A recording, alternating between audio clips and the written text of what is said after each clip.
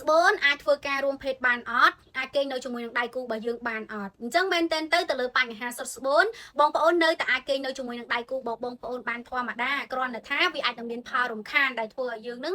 មានការលន់ឮសំឡេងខ្យល់ខុសប្រក្រតីឬក៏អាចនឹងមានផលប៉ះពាល់ថ្ងៃក្រោយបើសិនជាបងប្អូនអត់អាចទទួលការព្យាបាលទាន់ពេលឬក៏ដោះស្រាយទៅតាមដំណាក់កាលរបស់បញ្ហានឹងបានអញ្ចឹងតកតងជាមួយនឹង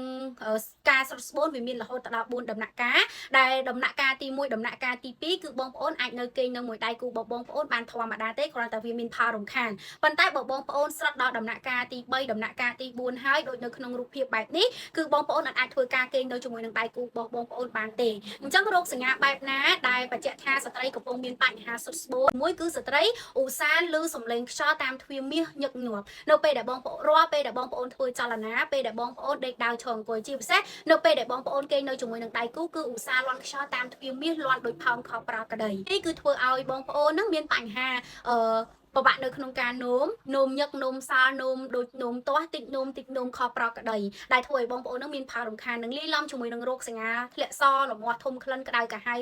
ខប្រក្តីជាដើមអញ្ចឹងបើសិនជាក្នុងករណីបងប្អូនកំពុងតែជួបទៅលើរោគសញ្ញាដោយដែលអ្នកគ្រូរៀបរាប់ជារោគសញ្ញានៃការសុទ្ធស្បូននេះបងប្អូនគួរតែឆាប់ធ្វើការដោះស្រាយឲ្យបានត្រឹមត្រូវជៀសវាងការវិវត្តមកជាដំណាក់កាលវះកាត់ដែលជាដំណាក់កាលដែលពិបាកនៅក្នុងការព្យាបាលហើយអាចនឹងធ្វើឲ្យបងប្អូនពិបាកនៅក្នុងការមានកូន